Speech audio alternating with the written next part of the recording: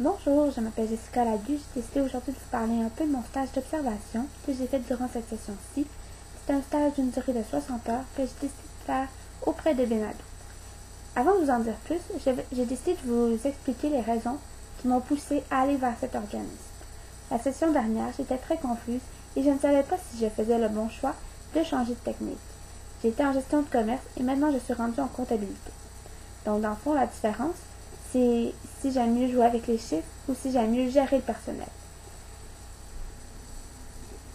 Donc, j'ai décidé de faire mon stage auprès de Benado, qui est un organisme à but non lucratif.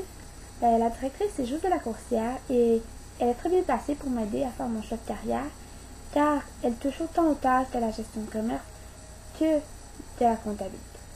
La mission de Benado est de favoriser la prévention de la délinquance juvénile par des activités de sensibilisation ou réparatrices, et ce, en concertation avec la communauté. Benado compte environ une dizaine d'employés et elle est séparée en deux volets, le volet justice alternative et le volet alternative au décrochage scolaire. Moi, j'étais dans le premier volet. J'ai pu participer à des réunions d'équipe qui étaient dans le volet justice alternative. Les 4 valeurs que Benado prône sont le respect, l'ouverture, l'intégrité et l'entraide. Évidemment, le secret professionnel est très important car les employés possèdent plusieurs informations confidentielles à propos de leurs jeunes. Je vais poursuivre en vous faisant un résumé des tâches que j'ai faites durant ce magnifique stage. Je vais commencer par vous expliquer celle de la comptabilité. Tout d'abord, j'ai été avec Francine, qui est l'adjointe de Josée Lacoursière. Elle s'occupe surtout des payes et des paiements de factures. Donc, j'ai pu l'observer, jouer avec le logiciel simple comptable. Au lieu de juste me dire « Assieds-toi et regarde », elle m'a dit si jamais tu as des questions, tu peux me les poser. Et elle a pris la peine de tout m'expliquer chaque petit détail qu'elle faisait. Pour ce qui est des documents Excel et Word, j'ai eu la chance de travailler énormément avec ces documents, car lorsque Josée Lacoursière devait rencontrer un de ses employés en privé, elle m'envoyait dans un petit bureau travailler sur certains documents. Par exemple, j'ai eu la chance de refaire certains dépliants, car parfois il arrive dans une compagnie qu'on perd le modèle d'un dépliant et il faut le refaire. J'ai pu voir Josée Lacoursière faire ses états financiers car elle était en fin d'année financière.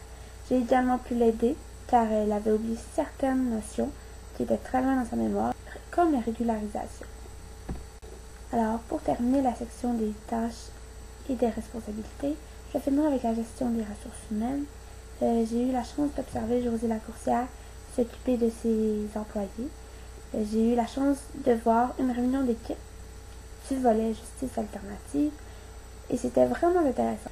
Ce qui était spécial dans Benado, c'est que chaque nouveau employé devait signer le code d'éthique de Benado, qui ressemble à ceci.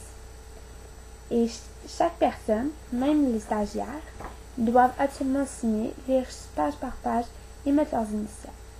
Donc, dans le fond, je me suis fiée à ça pour vous expliquer un peu l'éthique de Benado. J'ai fait un résumé. Je vous donne quelques exemples de l'éthique de Benado. Il faut toujours arriver sobre au travail, il faut véhiculer une bonne image de Benado, peu importe où tu es quand tu es.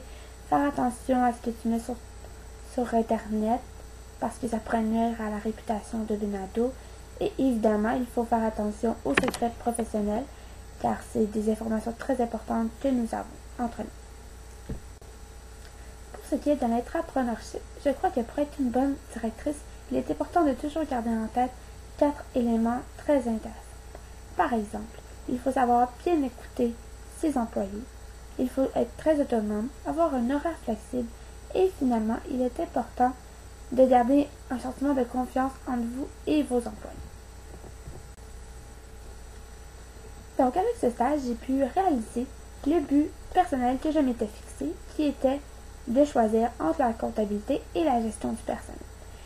Et maintenant, c'est très clair dans ma tête, je veux devenir une comptable car j'adore jouer avec les chiffres et ça me passionne énormément. Ce stage m'a permis de voir plusieurs métiers, comme la gestion des ressources humaines, la comptabilité et même le métier de la travailleuse sociale. Pour ce qui est de mon prochain stage, qui est un stage d'intégration, j'aimerais énormément pouvoir le faire au casino de Montréal. La cousine de ma mère y travaille et elle m'a dit que c'était possible d'y entrer si j'avais 18 ans. J'aimerais pouvoir avoir la chance de voir comment ils font pour tout gérer toutes ces données qu'ils ont et pour voir comment ils font pour se partager toutes les tâches qu'ils ont à faire. Donc merci beaucoup et je vous souhaite un super bel été et au plaisir de vous revoir.